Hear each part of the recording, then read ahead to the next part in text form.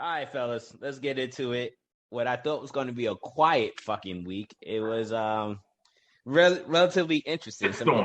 It was some interesting headline news. I'll just work my way backwards based on the order in which I was jotting down the news. So let's get into it. This is from CNBC. The Dow tumbles 900 points for worst day on fears of new COVID variant. S&P dropped 500, drops 2%. U.S. stock dropped sharply on Friday as new COVID variant found in South Africa triggered a global shift away from risk assets. The downward moves come after the World Health Organization's officials on Thursday warned of a new COVID-19 variant that's been detected in South Africa. The new variant contains a more mutation to the spike protein, the component of the virus that binds to cells, than the highly contagious Delta variant. Because of these mutations, scientists fear it could have increased resistance to vaccines, though WHO said further investigation is needed. On Friday, the WHO deemed the new strain a variant of concerns and named it Omicron. The United Kingdom temporarily suspended flights from 6 African countries due to the variant. Israel barred travel to several nations after reporting one case of travelers. 2 cases were identified in Hong Kong. Belgium also confirmed a case. As a result, the Dow Jones dropped a little over 2.5% for its worst day of the year. The S&P lost 2.27 to close at 45.94, and the NASDAQ composite slipped 2.23%. So, fellas, I don't know if you guys saw that breaking news on Friday.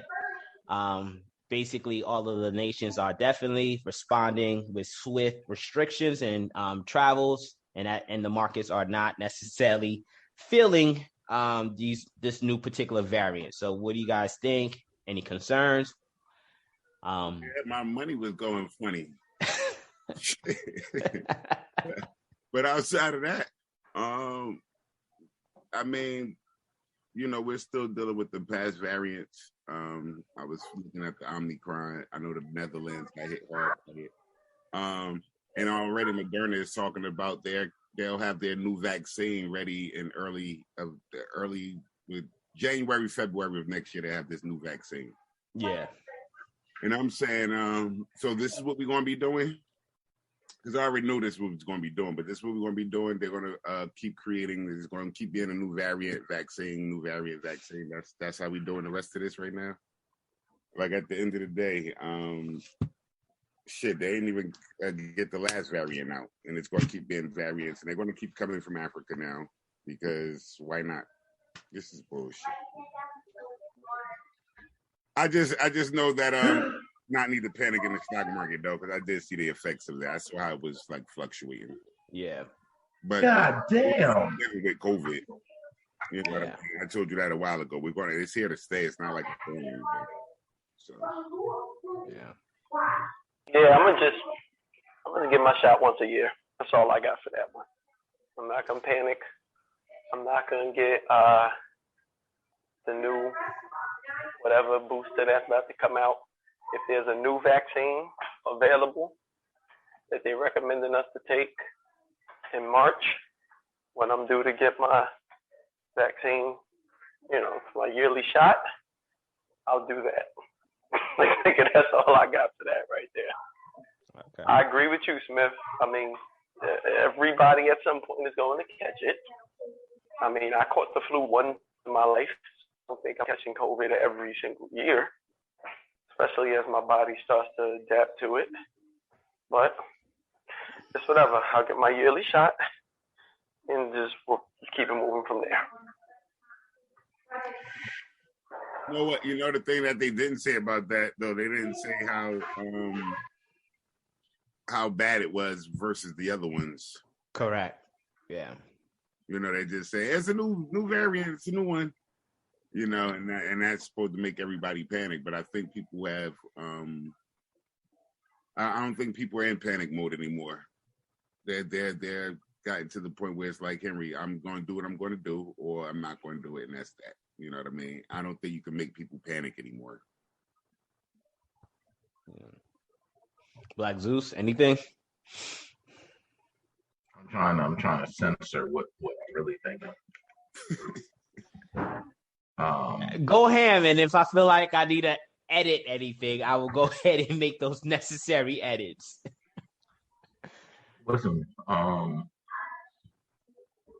in a perfect world, let me say not in a perfect world. In my world, it would be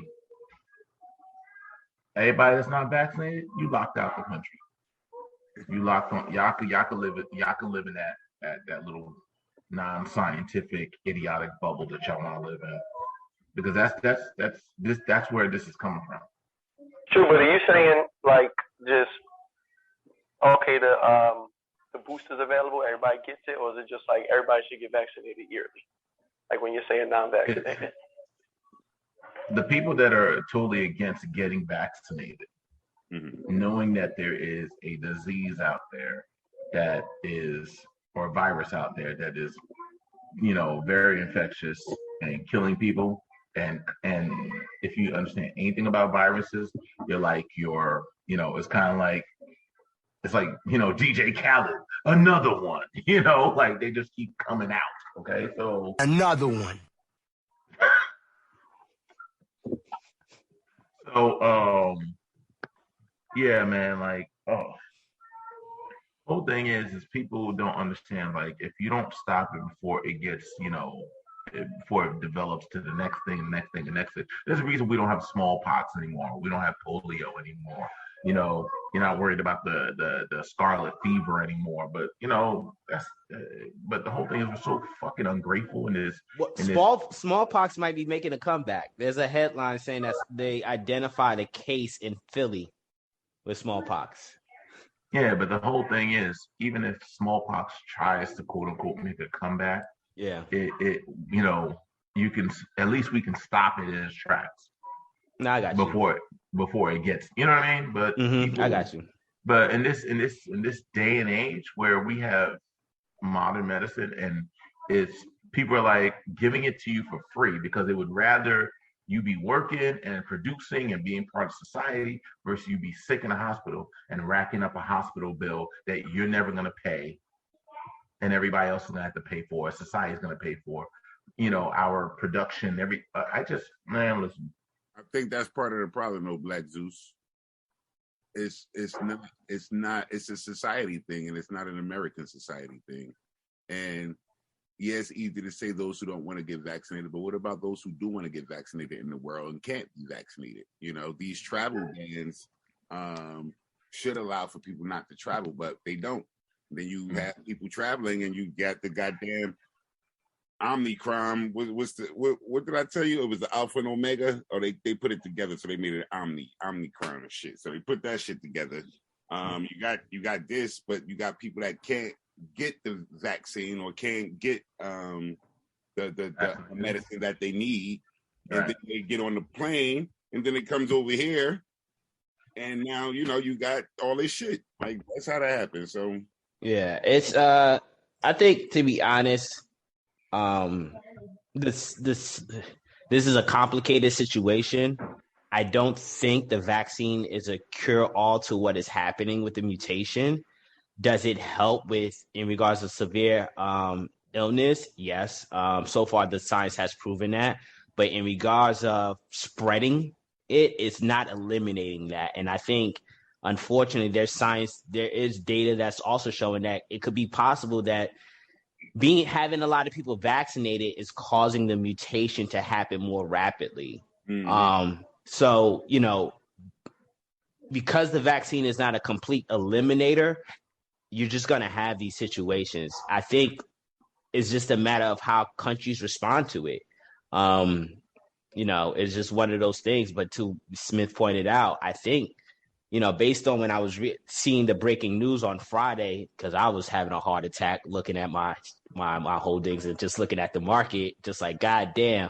But I just looked at it, man. I'm not happy. Yeah.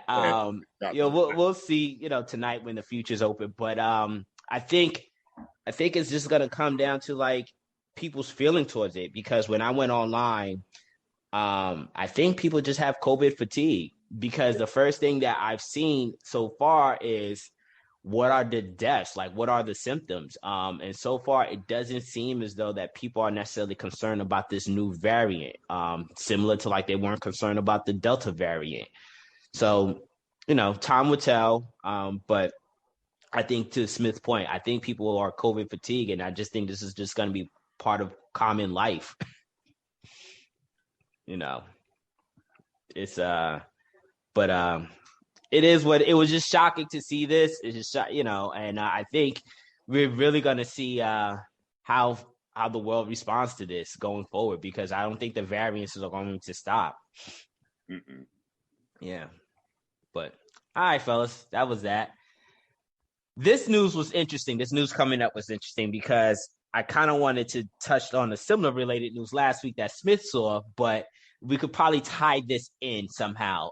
So this is from the Wall Street Journal.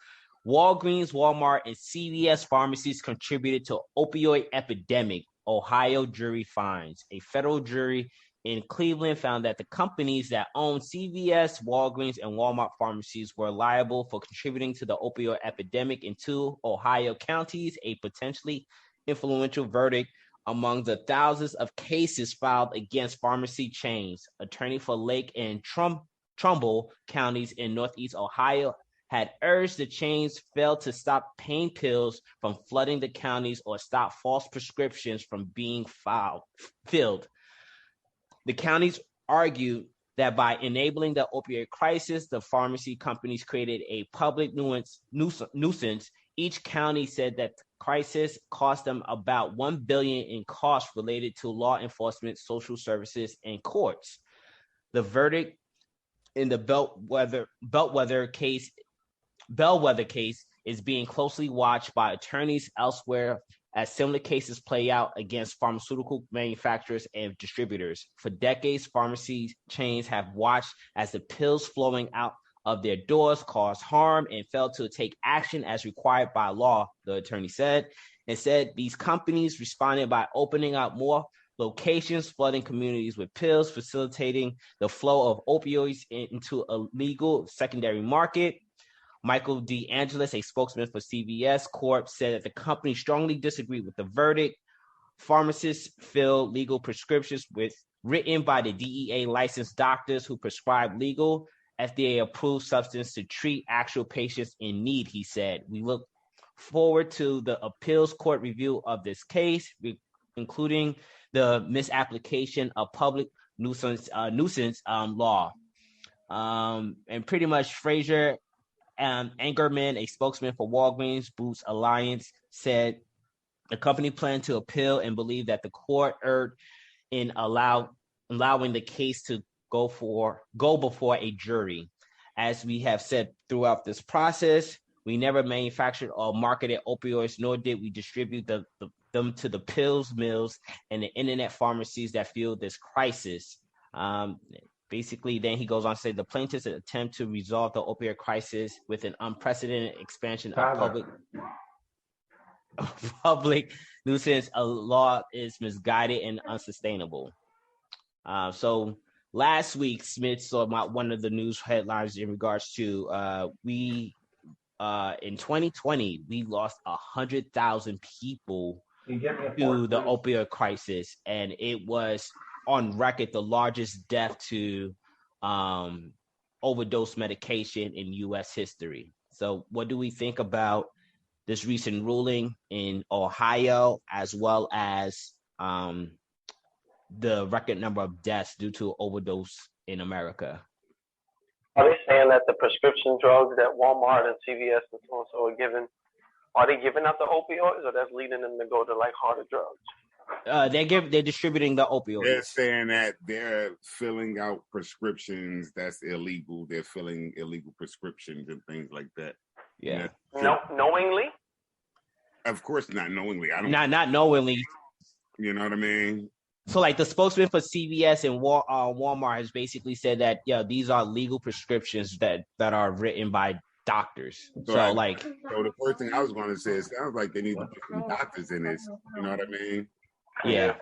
If a doctor is writing a prescription, And they need to have other doctors, I guess, involved. Because if you're going to different doctors and getting different prescriptions, that's one thing. But if a doctor is writing a prescription for me weekly, and you know that this bottle of pills is supposed to last me for the month, that's a whole nother issue. That's a whole nother problem. I don't think that these companies, CVS and Walgreens and Walmart, are saying, "Hey, anybody who come in with this, just fill it." And I'm sure that they're still taking it because they know that there could be ramifications. But at the end of the day, the opioid was big business, you know what I mean? And people were making money. But to point the finger and say it's CVS and Walgreens and Walmart's fault, I mean, what about, I guess, Rite Aid and fucking the other Eckerd, Dwayne Reeds and all that shit? Yeah. You know what I mean? Like, how do you just say, like, it's on them, and not include a doctor in this at all? I don't know. It just I think your sentiments are spot on, Smith. Like there should have been a better system in place, maybe for the pharmacies to identify, like, hey, it takes someone X amount of days to actually go through to use the medication. Like, yo, they shouldn't be coming back this quickly. Yeah, I think that's what they probably caught them on. But outside of that, it's just, hey, like, these pharmaceutical companies, their job is just to fill out the prescriptions by the doctors. And that's again, you're saying you caught me on that. But if you come back and you have a legal prescription, I'm just filling the prescription. It's not my job now to say, hey, Black Zeus, it's been having many days. This week. You had 3 sodas. You can't buy a 4th soda. That's not my job. You understand? Yeah, that should be on the doctor. And this and give it to him. That's my job. Yeah, that should be on the doctor. Keep track of that. Yeah, not the guy, not the. But the problem is, you could doctor hop. Like, let's say you go to one. That's what I said. That's why it needs to be a better system with that. Because if I'm going to 5 and 6 doctors, that's a whole nother thing. Yeah. You know what though? A better system though. Like could just make it. Can't they just make it mandatory to check the before I do anything with you, I need a copy of your medical record sent over. I know doctors kind of suggest it, but they don't really make it. They don't really mandate it.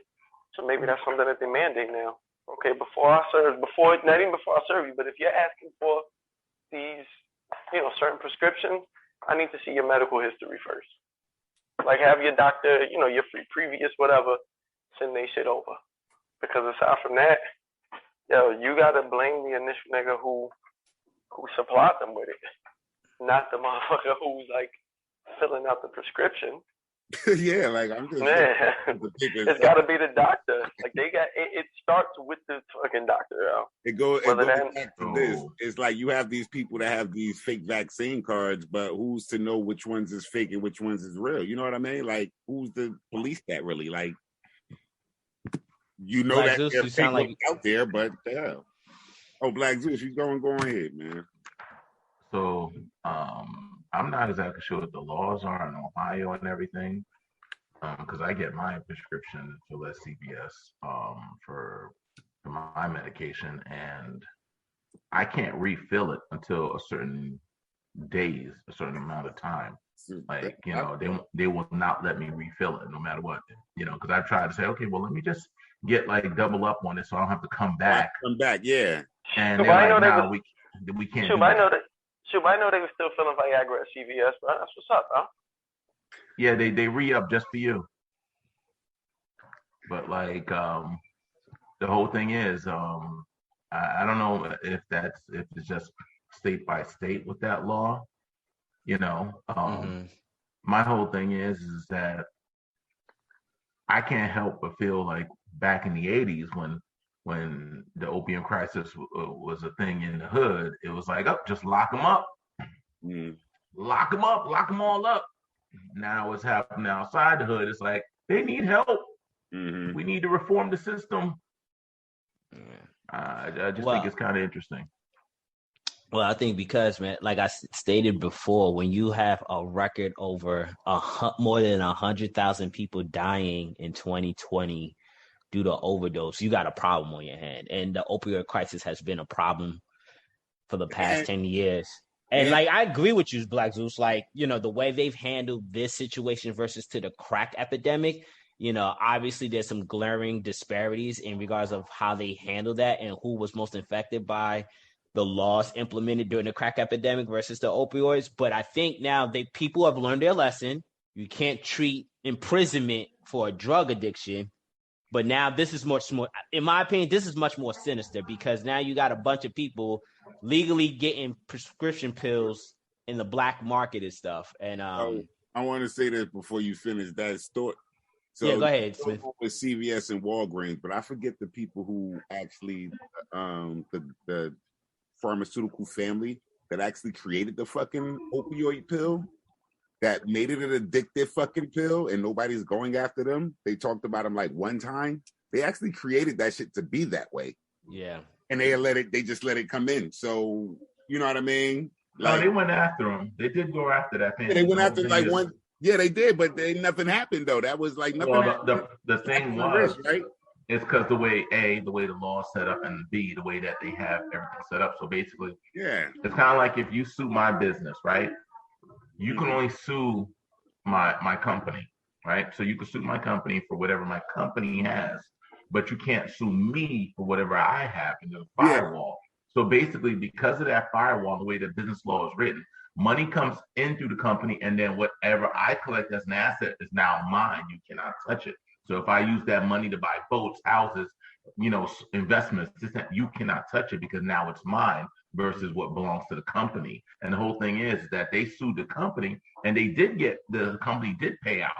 But the money that the company paid out is like saying, I paid you out $100 when I got 100,000 in my personal bank account. Yeah, that family responsible. That's how that works. 100,000 deaths, and they got a slap on the wrist is what they got.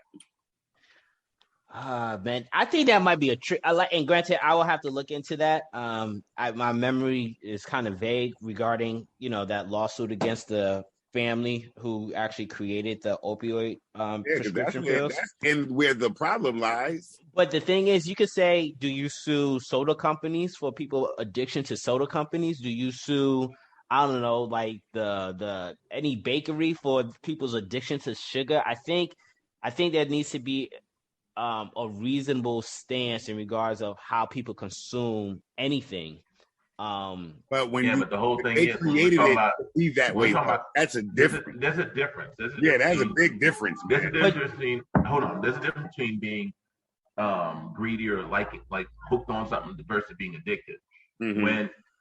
When speaking to someone being addicted, it means that whatever that they're on, whatever they are so attached to it that they'll give up, ruin their lives over it. All right, they'll bypass on basic things like health, well-being, keeping themselves clean, this, that, and the other. That's what makes it so dangerous. When you're talking about you're hooked on soda, well, you hooked on soda, but you still go to work. You still take care of your kids. Yeah, you still do what you got to do. It's not the same type of addiction. Mm-hmm. Well, hold up. No, there's a documentary on Netflix called Sugar and how. Yes, I know that one. Yes, and they talk about how a lot of times when you talk about sugar and how addictive it can be, like absolutely.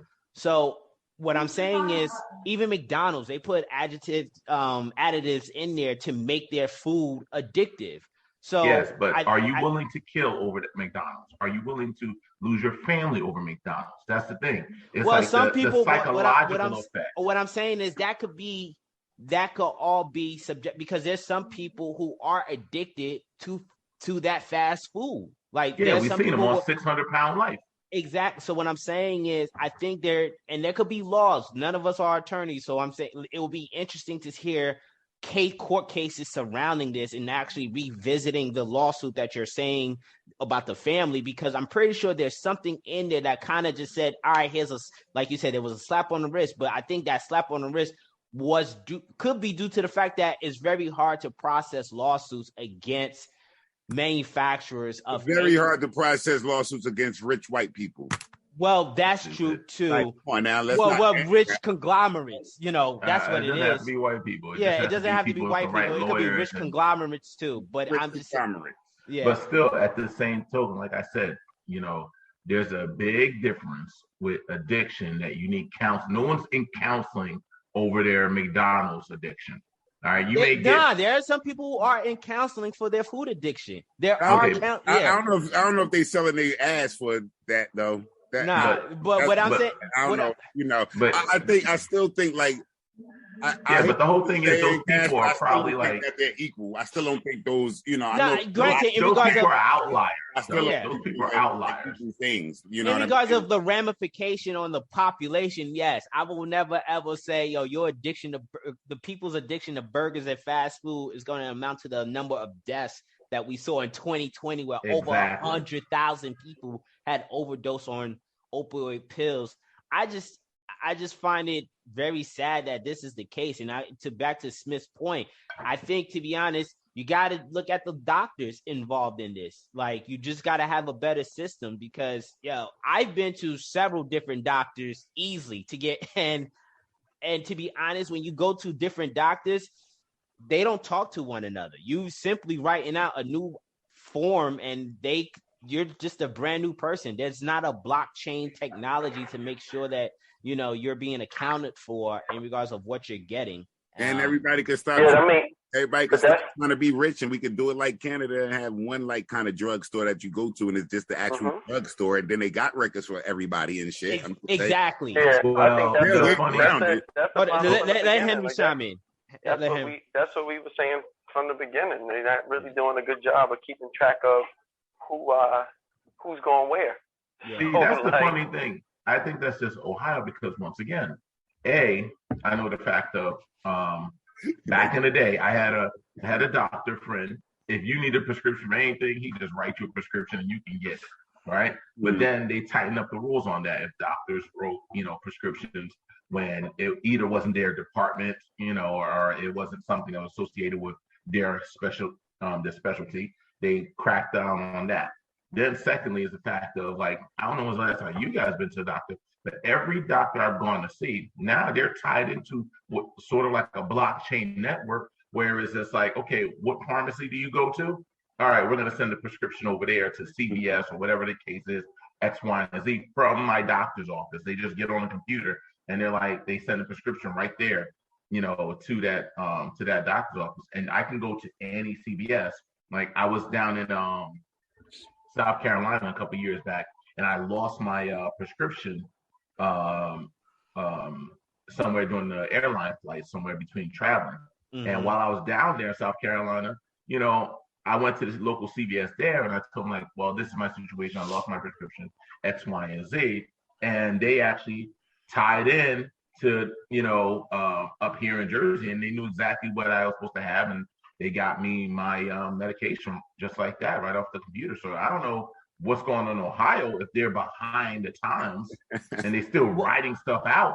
Well, you know what? It could be this lawsuit could have been, how long ago had this technology, your experience with the pharmacy and your physician, like at least the last 3 years. Last 3 years, this lawsuit could have been longer than that too. Yeah, I think this lawsuit could have been targeted some time ago, and they probably said, all right, from 2000 to 2019 or something, we've identified this to be an issue. Maybe the pharmacies now are getting better to this point, to your point, because yes, that's my same experience too. Like, anytime I need something, my physician, I just did a teledocs meeting, and they just simply just talk to my pharmacy, and they have everything on file. So I think generally you're supposed to finish it before you can get more. Like, so something is still awry. Like, something's still awry.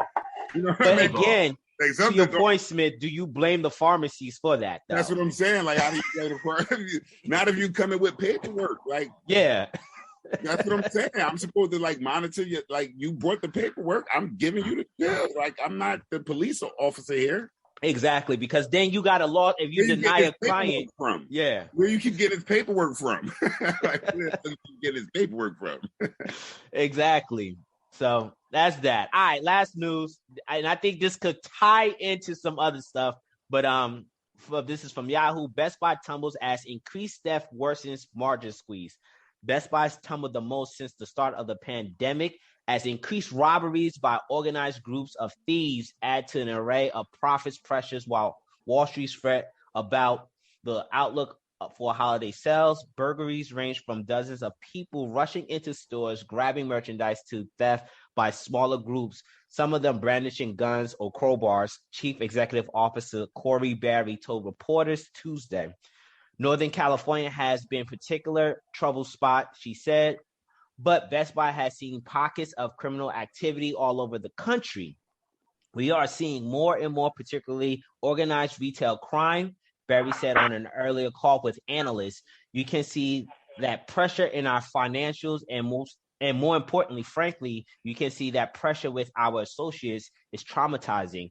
Best Buy flagged the impact of robberies just as it struggled to keep pace with soaring investors' expectations, and theft is far from the only financial headache. While Best Buy top expectations for third quarter profits and sales, gross margins, a broad measure of profitability got hit by stepped up promotional activity and a drag from a new membership program. That last sentence is irrelevant. So pretty much. Let me get this straight. You said somebody was robbing them with a crowbar? Yeah. So like, if you can see my screen, there's another bit of news, right? Large. This is the ways they were robbing them. Crowbar was one of the ways, but one of the ways. Brandishing. They was like. So do they like? Hold on. This isn't. Which is the one? Burglary is when you steal from somebody's property. Robbery is when you rob somebody. So are they burglarizing this shit, or are they like actually rolling up with a crowbar and like, yo, give me this shit before I fuck you up with this crowbar? So that shit right there. Go ahead. I'm sorry. No, so what's happening is there's a crime spree that's happening. It's very organized, and I'm gonna try to pull up a YouTube link to kind of show you what's happening. So they're going into various stores, whether it's Home Depot, Best Buy. There was a situation with Nordstrom where you got crime mobs coming in and just straight up robbing the place, whether they're brandishing guns or in this case brandishing crowbars, and they're essentially just stealing stuff. So that's a robbery. So it's happening more and more. This started to happen last year during the height of people's civil unrest during, unfortunate events with, Black Lives Matter protests and stuff like that. But now it's gotten to the point where it's really jeopardizing companies' profits. So what do we? So does Best Buy not make enough money to hire like actual armed security? Like when you look at the profit loss margin, now that they're getting shit stolen from them, so is it like not a good idea to hire like actual armed security? That wouldn't work though. If you're doing a flash mob robbery, you're only going to get security is messy. Yeah. Speak on that, Black Zeus. I think you work some security. Yeah, I've done armed security. Armed security is messy because you need proper licensing to do armed security in certain locations. It's not like you could just like hire somebody with a gun any and everywhere. That's not how that works. That's not how that works. And then the other thing is the fact of like, if this is kind of quote unquote a one-off. This is kind of quote unquote a one-off. And the way that the law would work, depending on what state, I'm assuming, the way the law works when it comes to security, like if you're not talking about something where people are truly going to be imminent danger, where somebody's really going to run up in there, you expect people to run up in there and put a gun to somebody's head. You don't expect that to happen at a Best Buy. You expect that to happen at a bank. That's why you have the bulletproof glass. That's why you have the armed security, because it has a history of happening. Versus Best Buy, you expect shoplifters. And the law says that the security there cannot, physically do anything to the shoplifter at all. Like security is really just there as a visual. To like prevent shoplifting, but and by law they really can't do anything physically. They can't put their hands on you. They can't do a citizen's arrest. And they just gotta let you run out with the stuff. As you're watching that, Henry, like I said, one officer ain't catching you. Got a flash mob. What that going to do? You going to try to get one person? Like it's not going to work. So yeah, and if it's strategic, like he said, like if you have. So imagine Best Buy. If I'm going to run a flash mob in a Best Buy, the Best Buy is, let's say about 50 yards by 50 yards, all the way around. That's a huge location. I said it one person at a time. One guy got a chrome bar up underneath in his pant leg. Another guy got, they have extendable batons, that you can purchase that, pop out. There's all types of weapons. I can bring in a number of guys, put them strategically in different areas. The exits, the manager's office, by security box, this, that, and the other. And then when it's like, okay, I hit everybody on a text, go, it pops off. What's that security gonna do? It got the drop on them already. Yeah. To your point, Black Zeus, you hit it dead on the nail. I've been following this for the past year, and the one thing you said that was spot on is the laws. Unfortunately, a lot of these retail companies, they're kind of pigeonholed to the local laws around what you could do in regards of preventing such situations, and a lot of times you can't. I work the security. Yeah, you can't. Like, you can't put your hands on them. Like, there's loss. It's kind of like, it's to what you all often say. It's like we live in a bizarre world. Like someone's committed a crime. You try to prevent them. They get injured, and they could turn around and sue you. What? Yeah. Like this shit makes no goddamn sense. So I think a lot of companies was hesitant last year to report this being an issue, but now with supply chain being an issue where they can't necessarily stock their shelves like this, and now you have flash mob robberies coming in and essentially decimating wiping them out. This hurts earnings. This hurts me as an investor, a holder in stocks of particular companies, and this hurts actually people on the ground who's looking to purchase maybe essential items. Now, some of the stores they did list is Best Buy and Nordstrom and some of these high-end stores that I don't necessarily frequent, but like, let this be in San Francisco, there was Walgreens that there was an issue with flash mobs. So it's I could play this news clip real quick in regards to suspects are on the run after a string retailers. We recognize that one of the characteristics of these is that these are not one or two suspects. These are multiple suspects, 4, 5, 6, 7 times. Over the last week, multiple department stores and luxury brands targeted nationwide, like this Oakland clothing store where 30 people ransacked hats, shoes, and clothing off the shelves.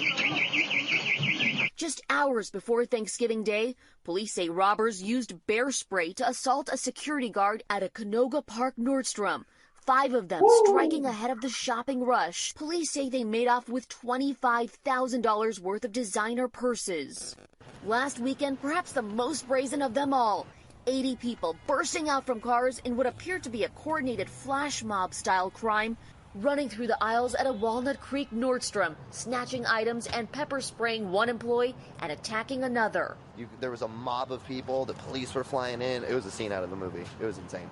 And just 1 week ago, Chicago police say 14 thieves stormed a Louis Vuitton in broad daylight, making off with $120,000 worth of merchandise in mere seconds.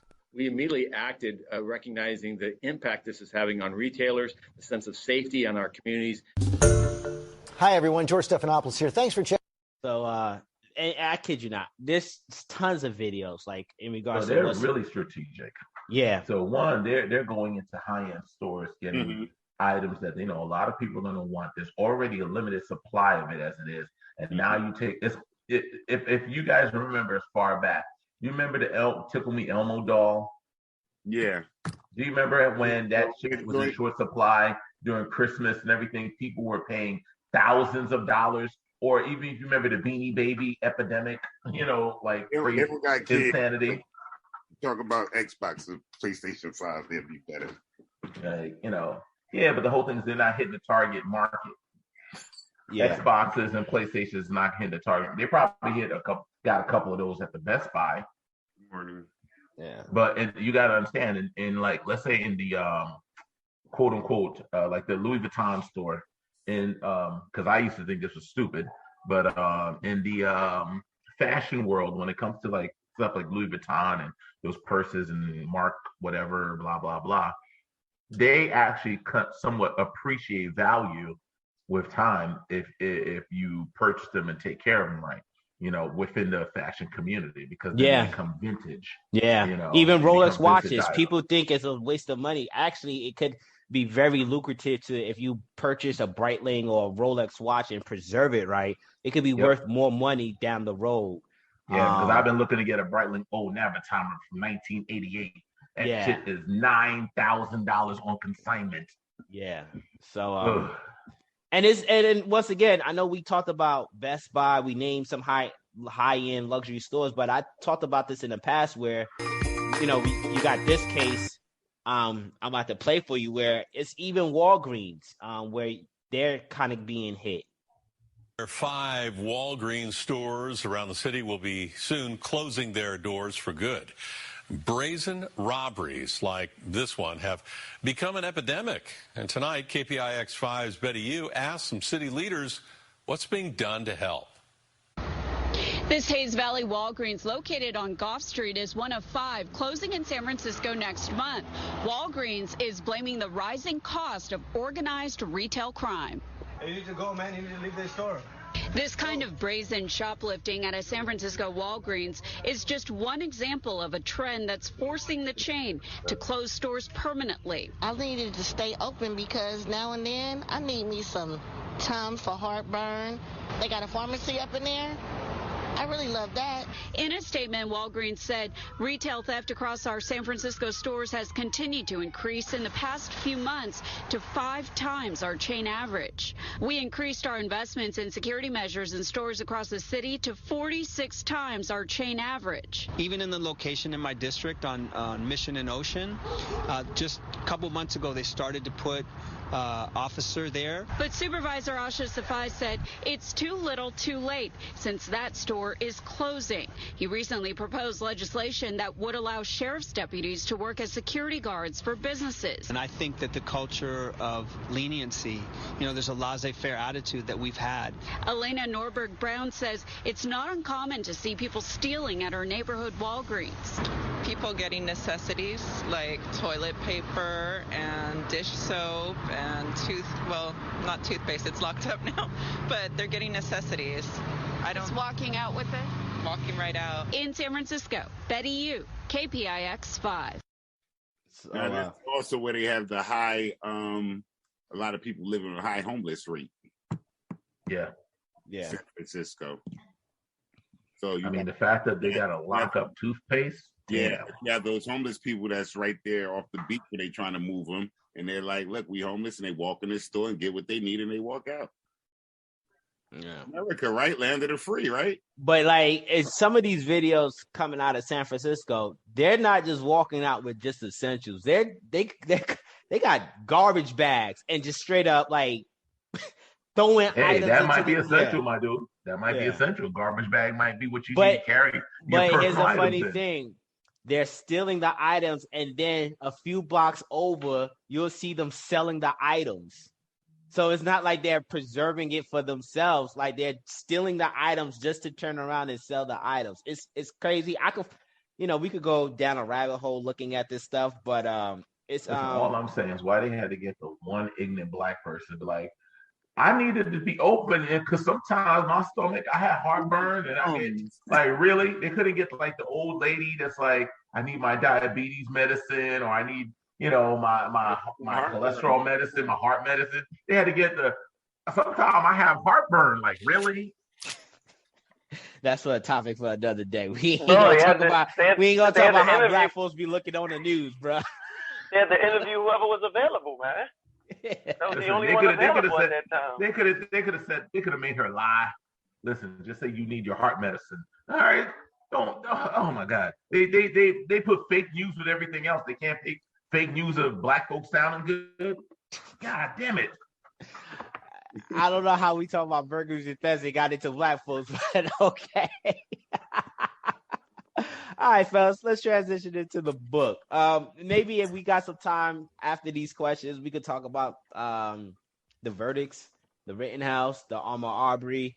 I definitely would like to hear you guys' opinions and thoughts and sentiments regarding everything, what you've been seeing on social media and what have you. But due to time, I want to jumping into the book. So, all right, this is our resident, pro-black.